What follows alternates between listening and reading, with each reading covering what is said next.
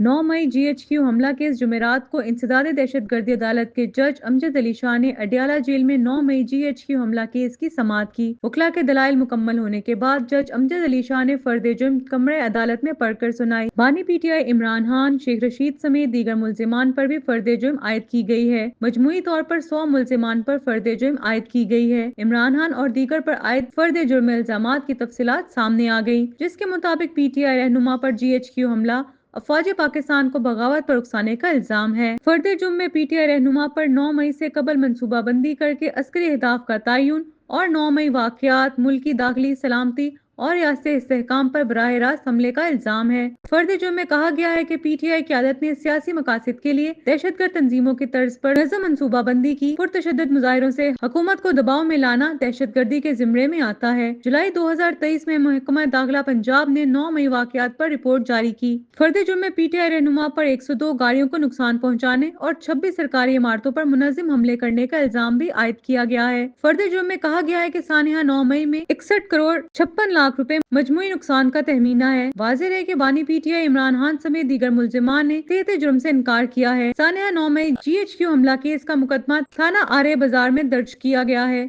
मुकदमे में बानी PTI समेत 143 मुल्जिमान नामजद हैं। पोजीशन लीडर उमर अयूब को अडयाला जेल में पेशी पर गिरफ्तार कर लिया गया। मजीद PTI रहनुमाओं की गिरफ्तारी भी मुतवक्के।